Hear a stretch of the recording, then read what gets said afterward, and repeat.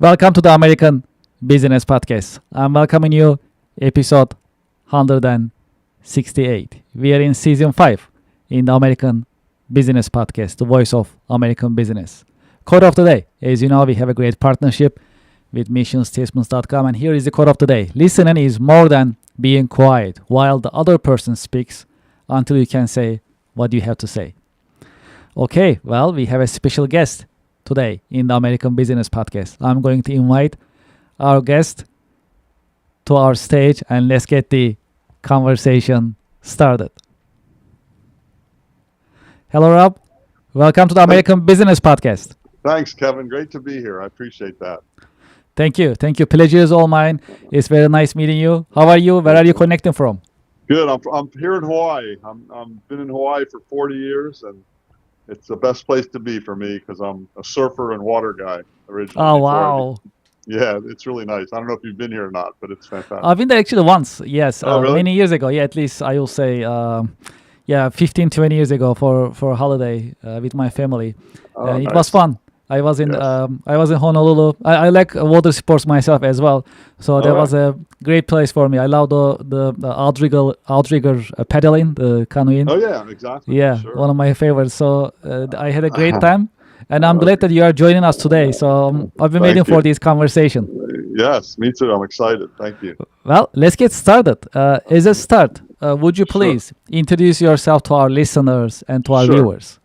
I'm Dr. Rob Yonover. I'm a scientist and inventor from Honolulu, Hawaii. I invent survival gear for the military. My most well-known invention is what you see behind me is a streamer for when you're lost at sea, because or in the mountains, when you're lost, they have smoke, flare, sea dive, but that goes away.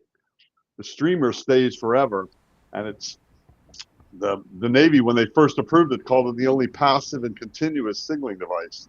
And my whole philosophy is to invent simple things because I think simpler is better. And especially in the survival world, you never know when things are going to break. And this thing's been used all over the world. It saved lives, and militaries use it, and consumers use it. It's very exciting, and I've been working on it forever. It's made in the USA, and I'm real proud of that. So it's been an exciting run. Yeah, these are the things that we really focus on in the American Business Podcast. Made in USA, saving Perfect. lives. So Yes. these are all exciting subjects, important subjects that we like to talk about in the American Business Podcast. I'm glad that you are with us Yeah, today, That's and good. we can dive deeper. It's a perfect match. It is a perfect match, absolutely. When it comes to saving lives, absolutely. This is important that what you do, and I'm Thank glad you. that it's also used in military and service members as well for saving lives and helping them perform Yes. their duties. That's very important. Exactly, and there's nothing better than saving someone's life. I was thanked personally by a couple of guys that used it in the military and another scuba diver, and Yes. there was nothing better. The guy thanked you, and then that was all the 30, 40 years I've been working on this Mhm. made it all worth it, because there were many pitfalls and many times when I could have quit, but I knew someday it's going to save some lives, and it has. So I'm very grateful for that. This is great. Well, okay. Would you please tell us about your career journey? How did you get started? How your career journey has unfolded over the years? Okay. Well, just as a kid, I loved the ocean, and I also did really well in school. So I combined the two. I got straight A's in school, and then I went to college and took a geology class and learned about volcanoes. And I grew up in Miami, where the land is flat, there are no volcanoes, and the waves were terrible. And I dreamed about big waves and volcanoes, and I just kept going in school. And I got my bachelor's and I got my master's. I worked for Exxon, and I drilled an oil well for them. And then I got a full ride scholarship to get my PhD at the University of Hawaii. And then I wrote a grant while I was here to work at NASA Johnson Space Center, because my project was Galapagos ocean floor lavas, and I got to go down in the Alvin, the same submersible that found the Titanic 6 months after I was on it. So I went down 2 miles deep, took samples of lavas, analyzed them at NASA, MIT, and University of Hawaii, and that made up my PhD work. But while I was doing that, I was flying in a small plane, and I realized, I looked down. When you look down from a plane, all you see is blue water around here or mountains. And you realize if you get lost, how are they going to see you? Smoke signals, flares, that all lasts a second or two. Even with EPIRBs or phones, they know the area. They still need a visual because your head is small. It's like a coconut floating in the water or a rock on the mountain. So I learned, weeks later, I flew to Miami and an artist, Cristo, had wrapped the islands in pink plastic. And that gave me an idea to give me a little tail of pink plastic. The military didn't like pink, so I went to orange, and that's Mhm. where the international orange, and that was the beginning of it. And it's, I just kept being perseverant. I never quit. I knew this was a good idea. I knew I could make some money from it. I knew I could save lives. So I never quit my day job. I kept working, got my PhD, did some teaching, worked for an environmental company, but just kept building this. And more the slow build. I'm playing the long game. A lot of guys in the startup world, they want to blow up a company really big. I'm kind of against that because yes, it can work, but more than likely it's going to fail. And then they're going to take your patents and so forth and just disassemble the whole company. I did not want to do this to this technology. So I've been doing the slow build through licensing and now through my own work. And it's still going and it's still used all over the world. I'm real proud of that. What is the secret of your success? I think it's hard work, really. I think that a lot of people think because I surf and I go fishing and I don't look, I look very casual, but I kind of outwork everyone. I look at, it's a pride for me to look like I'm not working hard, but to be working hard, and also perseverance. I don't quit easily, and I try a lot of new things. As an inventor, you always have all these ideas, but the key is picking the winner. And Mm. by going slow and methodical and not quitting, you have a chance to pick the real winner instead of just getting too excited about the first thing that comes across your mind. So let's talk about your industry. How would you define your industry, and what is the state of your industry? That if you like to share some content Sure. with I our mean, audience. I'm in the life saving or life support world, and the main group I'm with on the military side is life support. So like the Air Force, the Navy, all these militaries all over the world, there's a separate part of their world. Not, you have the weapons and the aircraft, but there's the life support. When the ship gets lost at sea, or you get in a life raft, or you're in an aircraft and you eject out and you find yourself in a raft or in the mountains, that's where the life support community comes in. And just like it says, to support life. So I fell in with these guys 30, 40 years ago, these organizations where these military people are professionals that are in the life support business. Life rafts, flight jackets, life jackets, ejection seats. So there's a group called the Safe Association, and it's an international group, and I'm part of that. We have a big trade show every year, and that's been in parallel. Though I've been looking at the consumers, and I got involved in startups, and I was able to get the streamer on Shark Tank to even get some massive exposure. And in parallel, the military business side and the consumer, because you have hikers, boaters, sailors, fishermen. They're people that are in nature that get lost also. And the streamer, it's a small device. I can show you one. It's just, Sure. this is it. It's as big as your hand. So this thing unfurls and gives you a 25-foot tail. And it's also discretionary and passive, meaning you can put it out and go to sleep. It's still working for you. But also, if the enemy comes around, you can pull it back in and hide it and then redeploy it. None of the Mm. other signaling devices are able to redeploy. And I mean, this industry is built. It's 100-year-old, 1,000-year-old industry, not 100,000, hundreds of years. They've been using flares and smoke signals, but they're all short-lived. This is the only like permanent signal, and that's a huge advantage. And there's nothing to go wrong because it's simple. It's passive. There's no batteries, chemicals, or electronics. So that is the industry I'm in. And even though I wasn't in the military, my father was in the military. He was a D-Day guy, not D-Day, D-Day plus 90, Battle of the Bulge. And, it's just the military. The frustration is the military has to be safe. They train their guys. They want to be safe. If someone goes down, they want to save them. The consumer, which is great. And that's the main focus of the business. The bigger market is the consumers. There are billions of sailors and boaters and fishermen, but they don't care about safety. And that's been a frustration forever for me. And even I got on Shark Tank, 16 million people saw it. Someone lifted my Shark Tank talk and put it on YouTube. 58 million people saw it.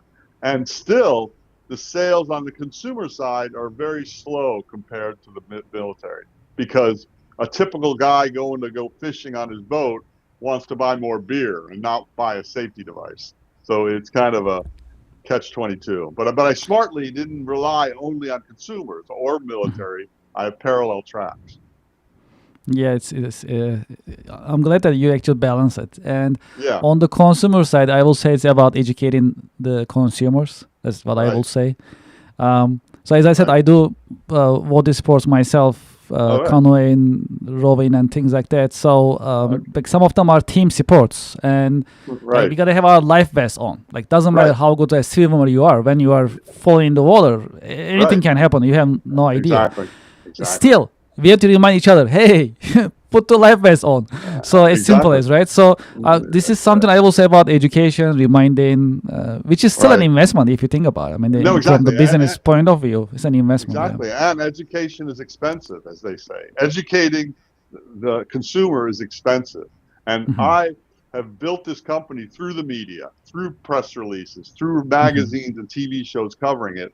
So I fortunately didn't spend a lot of money getting this education. But even when I get the education, that still doesn't result in huge sales because the human nature, especially Americans, are like, I'm macho. I'm a cowboy. It's not going to happen to me, And then when it's too late, I used to joke about it. I could sell these for $1 million to a guy that was lost at sea, right? If you're lost at sea and a plane's flying over you, they would pay anything for this. But the Minimum husband, a million. Minimum a exactly, million. right, exactly. That's what's your life worth. Yes. So for $95 on Amazon, it's been frustrating on that. And then on the flip side, on the military, I built barriers to entry so I didn't get ripped off. And the basic premise there is I have patents, I have military approvals, I have military testing, national stock numbers. So all this, and again, because of the slow burn, I've been doing it for a long time. So I have staying power. People know me, they know the technology, they know the approvals and testing it's gone through. So anyone trying to provide a pirated or counterfeit one, I can easily shoot down and say that thing wasn't tested. It wasn't approved. Are you going to risk the lives of your service people just because you can save a few dollars if it's cheaper? Yes, these are great points. Yes. Um, well, one of the popular subjects in the American Business Podcast is AI. What is your Yeah. take on AI? How do you see the impact of AI on business nowadays? Well, first of all, as an inventor and a creative person, I'm totally against it. I'm against phone. I don't like smartphones because I believe in zapping the creativity of young people. And the whole idea that they're smartphones, I think they make you dumb. Because when I was a kid, if you watched TV all day, we made fun of you. And now it's okay to have a color TV in your pocket. And now AI wants to think for you too. I understand how powerful it is, and I'm involved in it a little. One of my other inventions is a solar desalinator to convert salt water to fresh water, and a company just joined me to build a newer version of it, and they're going to use AI to optimize how to build that. Okay, that's good. It's a resource AI, but the way it's being implemented, it's just to me all these technologies just make people fatter and lazier. That's how I look at it. So in the old days, you went to the library and you looked through books and you read and you took notes. Now then you start Googling and it just presents it. Then AI talks to you and you can train it to do things for you.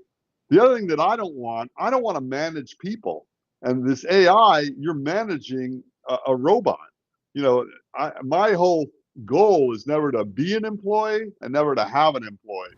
And that makes you have an employee. And I don't really, and it's just, again, the basic problem I have with it is the creativity side, the human creativity. If you don't exercise those muscles, especially children, young people, you lose it. And AI and and TV and the web, social media. It's beautiful. It's fascinating, and it's addictive. It's hard to go to a classroom after that and look at a chalkboard or look at a book. It's just not the same. And I think it's a really dangerous road we're going down. And of course, all these jobs are going to be taken from it, which is great if they spread the wealth evenly, but they're not going to do that. The people that have the AI that are going to deploy it are going to make the big money, and everyone else is going to lose, or they'll just pay them to be quiet. So I'm not a big AI fan. I'm not a big smartphone fan. In fact, here's my phone, and I have 20 patents. It's like a BlackBerry. It has Got it. Yeah, I buttons. was I was about to say Nokia or Ericsson type Yeah, of yeah, yeah. I had that, Yes. but then it stopped working, so I had to get this Okay. one. But Okay. my whole premise is when you're at your home or office, then you should be connected to Wi-Fi. But when you're in nature or in the public, you Mm. should only use a phone for calling and texting. That's my own philosophy because you're missing out on so much True. interactions with other humans, observing nature, being creative, solving your own problems. Everyone runs to the computer, runs to Hmm. the phone for the answer, and I just think that's wrong. But Hmm. that's my own work. I think harder is better. People think everyone wants the soft, easy way. I think it's harder. If you work through a problem that's hard, it's more rewarding when you come to a solution and you did the work. You powered your brain up.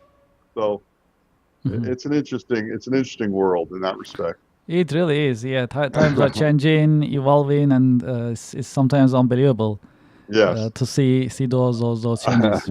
Yes. Um, okay, well, let's talk about marketing practice a little bit. From your point of view, what are the best marketing practices that bring the highest ROI? Well, for me, it's been PR, public relations, and working the media because I don't want to have a big budget, especially in the selling of safety, which is my world. As we spoke earlier, safety is a hard sell.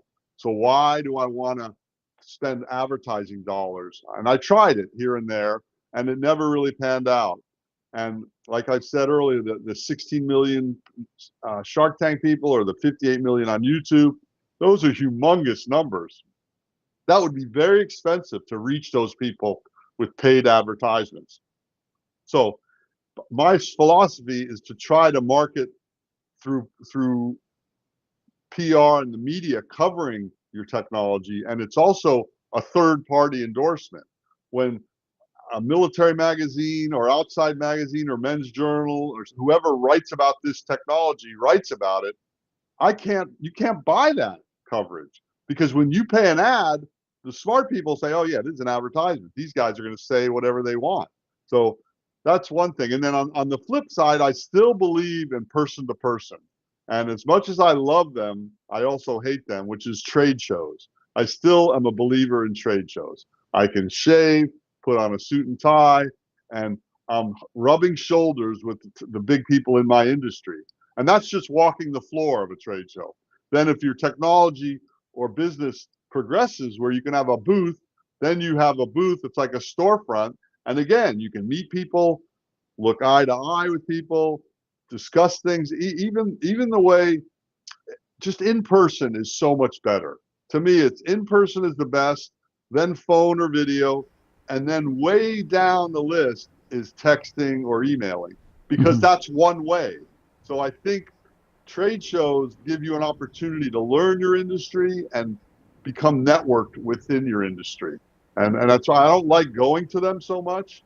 And I could go to one every week. The streamer boating, hiking, diving, sailing, there's always a show, but you can spend a lot of money just going to shows. So I try to pick the ones I go to carefully. From your point of view, how would you define the leadership? How would you define leadership? And what are the great leadership qualities a good leader must have? I think they have to not be like you have to connect with your workers and connect where they don't fear you, and you have to show them that you're willing to do the work too. You're willing to roll up your sleeves. I think when and you have to have a vision that you get across to them. So you're all part of a team. You're working on one objective. And in the case of the streamer, look, the objective, yeah, it's selling of units and making money, but the objective is saving lives. So if you can have a lofty objective and goal like that, it's easier to be a leader because people will buy in more to that. And I also like to let people run with what they're good at. I'm not a micromanager.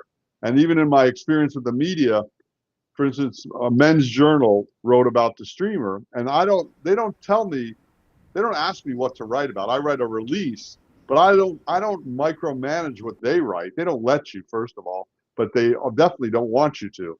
But the one writer wrote Gilligan's Island would have been one episode. I don't know if you know that show where they get lost at sea. They say Gilligan's Island would have been one episode if they didn't have a streamer. No, if they had a streamer, which is funny. So you see, if you let people do what they're good at, that also empowers them because then they respect you for trusting them. And I think that's really important as a leader, is to be like down to earth and understand, and for them to see that you are willing to do the work too, and you will get your hands dirty and you will work hard. Because if you're just the money guy on top and you're the mean boss and you expect everyone to do things, da da da, I don't think you don't get the following you get. You don't get the buy-in that you need. Role models. Have you had any role models, any mentors who help you shape your career journey over the years? Well, I've had many, and first and foremost would be my father, because he was an early guy that started his own business out of our home like 70 years ago or 60 years ago when I was a little tiny kid. And I saw him versus his friends were all more successful, professional, successful guys, but they were 9 to 5ers. They didn't get to interact with their family. They didn't get that flexibility. So I saw that. And even in our family, we just say no to real jobs was a plaque on our wall. And if you got a real job, you were kind of looked at as like not a failure, but a disappointment. So we were kind of put on the path of being entrepreneurs, starting your own business, and also keeping track of the front of the store, meaning if you're a student, make sure you're doing well at school, and in your spare time, you start a business. If you're working for someone, put the 40 hours in a week, work hard, but in the side, you have nights, weekends, you can build a business. So he was absolutely my hero and mentor in that regard. And my mom too, she was very creative. They both really put across the work hard ethic, but also the creativity and the travel and exploration, learn about other cultures, learn about other places, and it's just that knowledge, being always open to being a learner. I'm always a lifelong learner, and I think they were really good. And then when I was a PhD student, I was doing my patent drawings for this streamer invention. The guy connected me to another inventor here on Oahu, this Swedish guy that invented the smoke in the cockpit technology. And he became a mentor of mine in how to invent technology for the military and for aviation world. And ironically, he mentored me in a reverse way because I saw what he did and I learned, no, I don't want to do that. He would take on the FAA or American Airlines and yell at them. I'm like, you're not going to get that far taking on these big guys and threatening them. So sometimes you learn what not to do that can be as much a lesson as learning what to do. And he was another mentor. Though, I mean, I could go on, and then all my professors I've had over the years that taught me how to attack problems. So, yeah, I've been fortunate. I've had some great mentors in my life.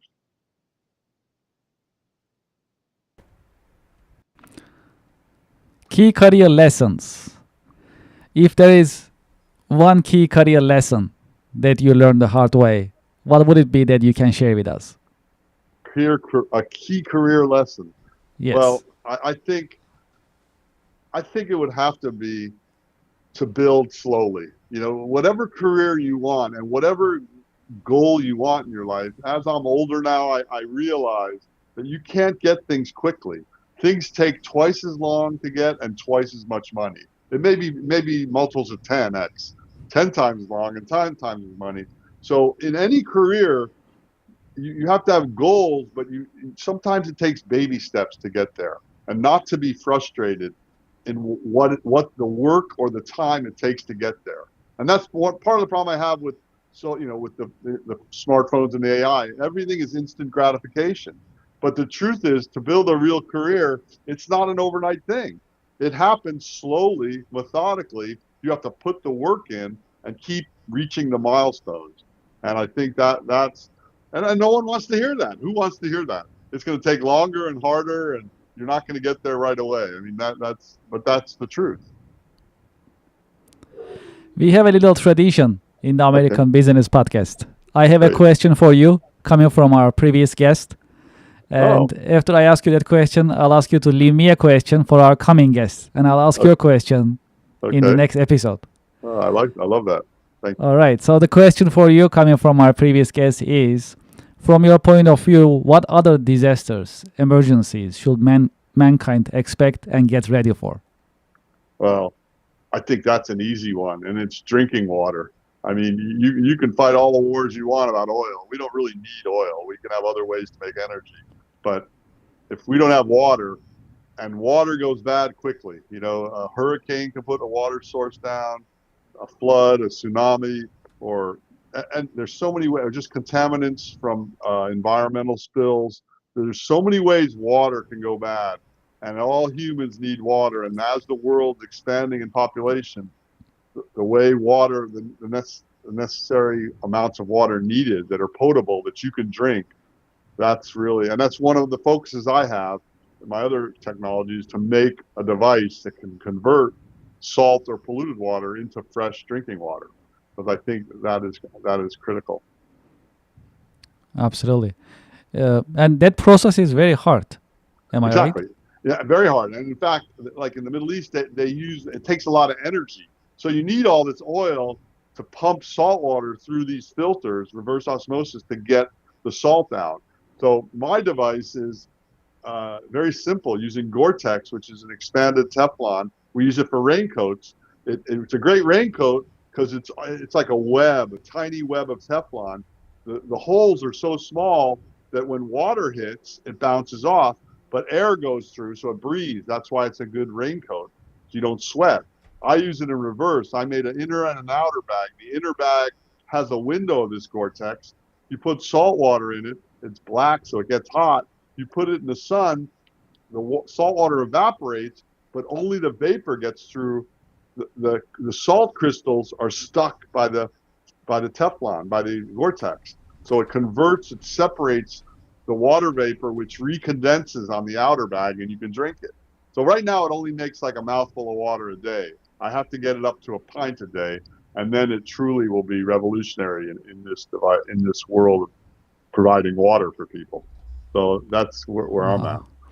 That's exciting. Yes, thank you. Well, okay. What is your question for the next guest in the American Business Podcast?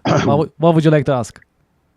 And that last one, they didn't know I was going to be the guest, right? So Well, actually, you don't know what. Actually, normally we don't talk about it. No one asks normally in general. Okay. But the previous guest specifically asked for it. Like, Okay, who is no, coming no. next? So I like to craft my question. So we only did it once. Normally we just don't do Okay, it. okay, no. I'll give a general question. Okay. My question is, how are you going to deal with employees given their addiction to social media and AI? How do you measure how do you pick an employee, and how do you measure their output, given the fact that it's very hard for them to live without their phones and without the AI doing stuff for them? Yeah, that's a good question. I think it applies to everyone. Yeah, absolutely. I mean, because we see sometimes like different policies per company, Right. no cell phone use, or Right. they block certain websites. Like you cannot go to YouTube. I had a meeting earlier this morning with a company. We show our software system with our conversations and so on. Right. And we said, hey, we have like a ton of videos about our software system. Would you like to watch? they got excited. They like to watch. And then we gave Yes, them the link, and they're like, "Oh, sorry, we cannot connect because of the company policy." They just block it. Basically, they cannot exactly, connect to exactly. YouTube, right? So I mean, the companies they try to do certain things in a way that they like to manage their employees' time. At the Right. same time, times are changing, so it's really like it's No, a it's a mixed bag. challenge. Yeah, it's a No, I mean, challenge. I have children and grandchildren, and that's my challenge now. My kids didn't have smartphones; they just had Mhm, texts and regular phones. And then mhm. now these kids are growing. The little kids are growing up with We smartphones and did. AI. Yes, yes. How do you prevent that? And It's one of the hard. things I thought of is just like they say they block YouTube. I have read about cell phone blockers. There's a Mhm. thing that can block the whole signal, and none of the phones work. Apparently, Mm. they're illegal in the United States, but they're Okay. legal in Europe. I think when my grandkids get older, I'm going to buy one for my house. So when they come and visit, if they bring their No phones, signal. Sorry. no, yeah, Yes. Yeah, they just started in schools, right? So in right. schools they can. They just started though. It's recent. I know, and So it's great. I'm so yeah, happy to see that. And yeah, that's true. That's true. the other thing that was such a lie, in my opinion, even when my son and daughter were in school, they started giving them iPhones or not iPhones, iPads, Hmm. or they started. The big lie was how iPhones and laptops in school will make them better students or more technologically savvy. No way. I mean, they've done so many studies that say a pen and paper, crayons and paper, that makes you creative and a better student. Reading, writing, Hmm. arithmetic. Hmm. Not having your work on an iPad. And the other thing, another pet peeve I have is parents doing too much for their kids. It's your homework. It's the kids' homework. It's not you. My parents never looked at my work, and I was too busy. I had a challenge at home because my wife became paralyzed from multiple sclerosis. So I was a caregiver to her. I had no opportunity to help my kids with their homework. And Hmm. even my son, when he was like in second or third grade, he said, "Dad, you're a scientist. Help me with my homework." I'm like, "No way. I'll discuss science with you, but you do your own homework." And I really feel for the teachers that get stuff turned in that half the work is done by their parents or now half the work's done by AI. I mean, you're only Yeah, cheating sure. yourself. So I really, Yeah, I mean, actually, I was at an event, and there were some educators there from different universities, colleges, and so on, and they had the same challenge. So students right, come up, so they start tracing students from day one. Right, so right, the way that I write, you figure it out. Like you understand my style when I start right, writing. right, There is gonna be exactly. improvement as I learn more things, but I have a style. So if I start with an AI and all of a sudden if I change it to my own It's right. writing, you can tell as my professor, as my teacher, right? Easily. Absolutely. It's like a fingerprint. Your own writing Exactly. is your fingerprint. Exactly. AI. And I don't understand. What boggles my mind is how people are proud of that. To me, it's basically cheating, and you're cheating yourself, though, right? If Yes. Yes. it's like Cliff Notes. Do you remember Cliff Notes? Yes. So okay, you didn't read War and Peace or Moby Dick. You took a Cliff Notes and you wrote the paper. Great, you got a grade and you tricked everyone, but guess what? You're the loser here because you didn't get to read the book. That's So true. that's That's the true. biggest frustration to me is people are so the short attention span makes it so hard. People don't even read anymore, let alone write, and it's just become acceptable, and that's Mhm. kind of sad. So Yes. Yes. maybe it will change, but Yes. I'm Yes. not holding my breath. But We shall see. it's starting to change. I mean, they're 16 and over. They're banning social media from kids 16 and under. Schools are getting rid of smart cell phones. So it's getting there. It's just going to take a while. And for the record, in 2007, when the first iPhone came out and everyone thought it was the greatest thing in the world, I was the only guy I knew that said, no, this is terrible. This is bad for all these reasons I just talked about. And Mhm. this is now 20 years later. It's even worse. So I think I was right on that count. And I think that phones, so it's just sad because Americans, the whole world's falling behind because students don't do the hard work to become educated because it's too easy to push a button and get an answer or a paper written by AI. So Yes. Yes. Well, discouraging. okay.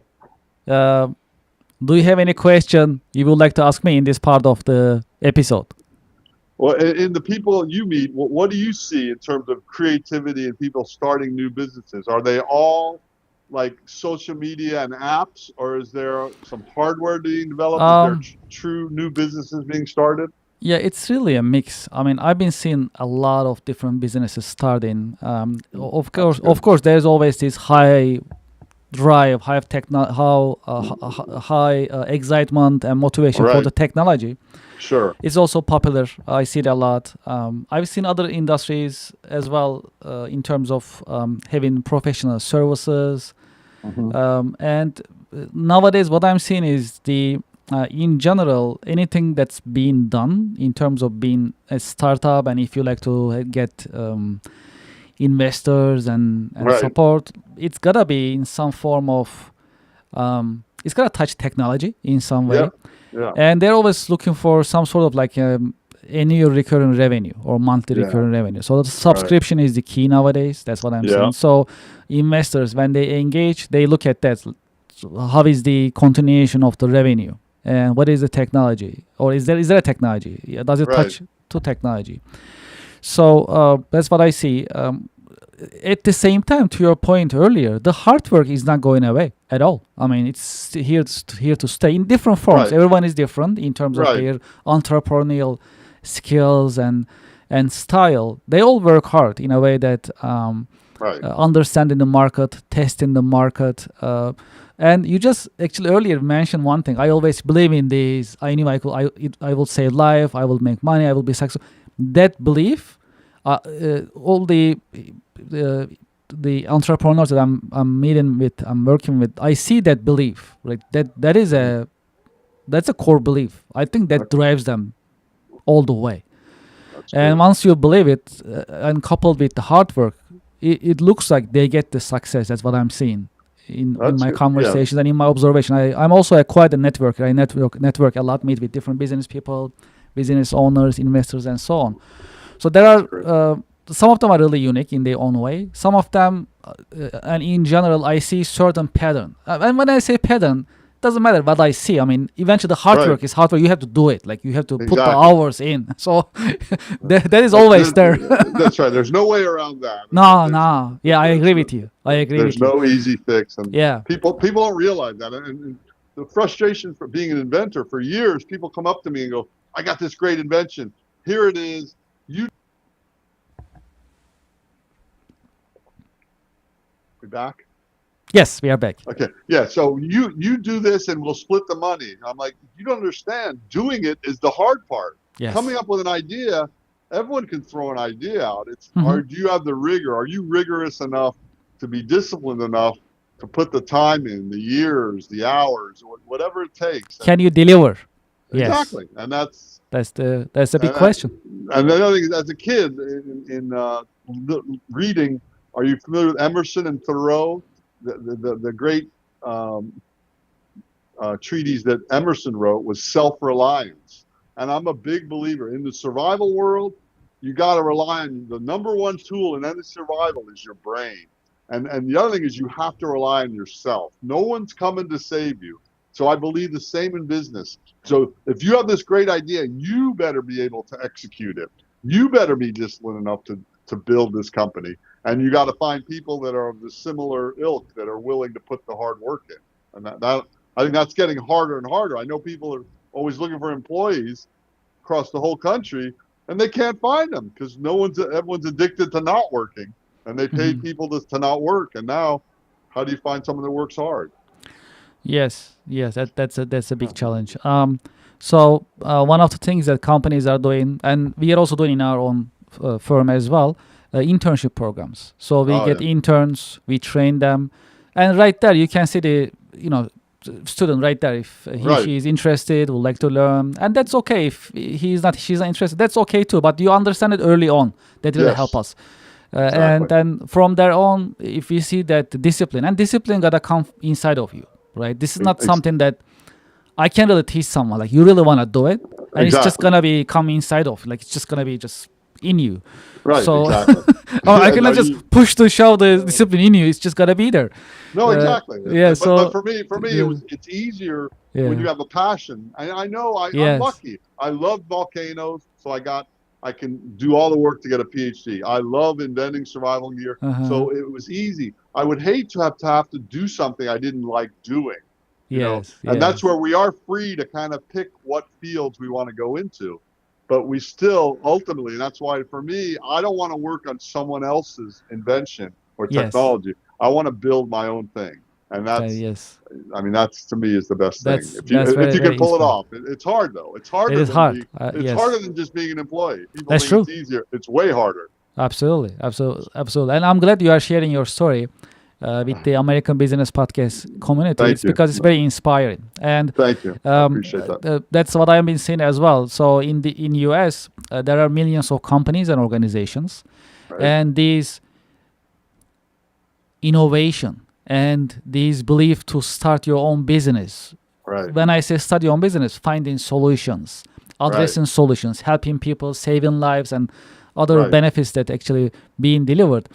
Um, that is what makes the American business and America different. That's what I have been seeing so far, I think so. And that's and that's what very important. hopefully we're not losing that because of the phones and AI. That's what I'm worried about. I mean, there's Well, I think we are certain turning into a business. So that's another opportunity for business in another form. That's true. Well, there is. I actually think that's true. There is going to be.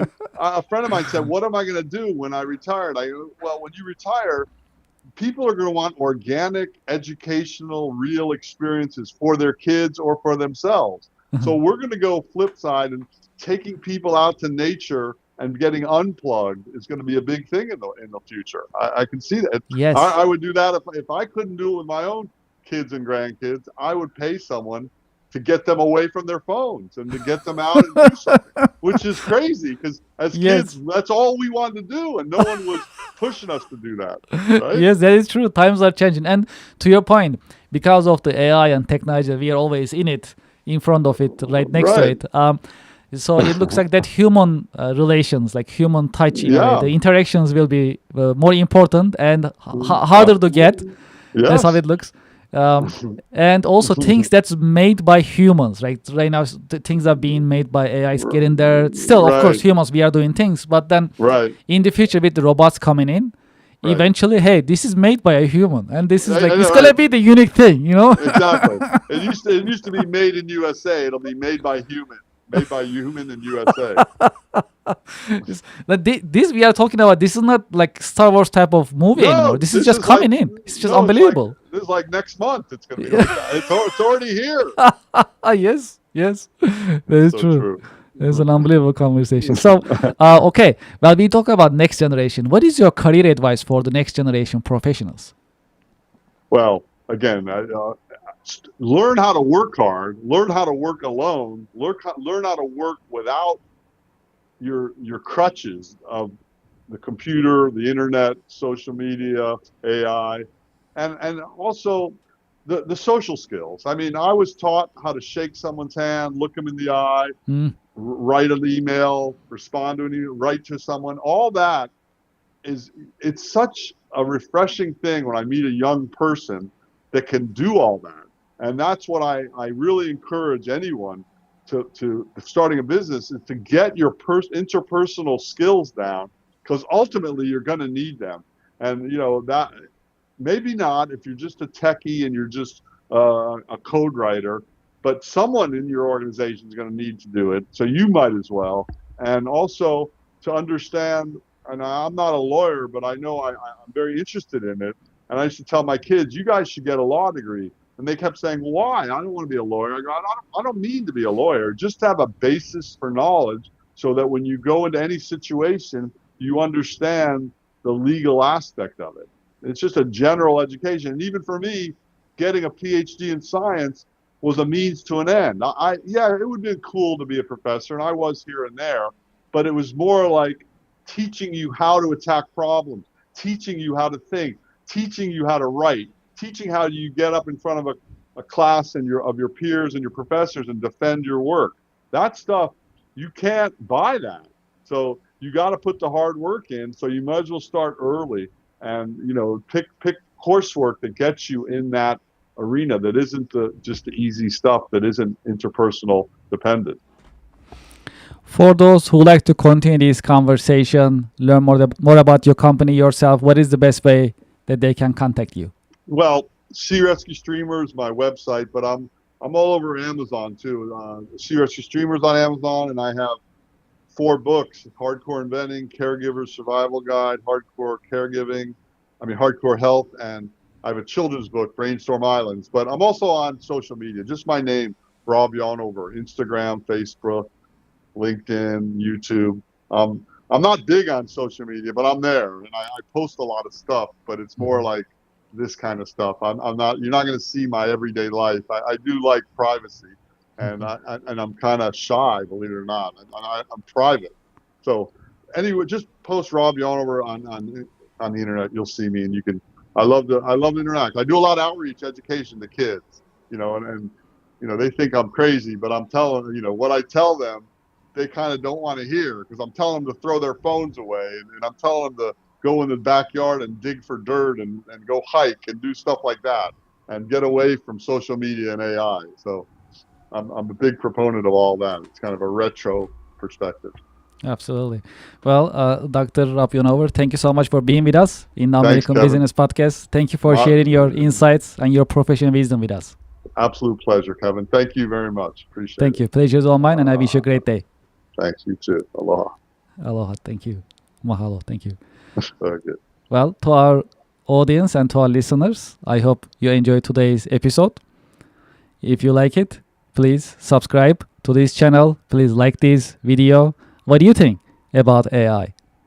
How often you are using it? And can you get by a day without using your smartphone and AI tools? Share your thoughts in the comments and in the chat box. We really appreciate it. And your subscriptions are also important, and they help us a lot. We'll appreciate it. We'll be right back after a short break. Thank you very much.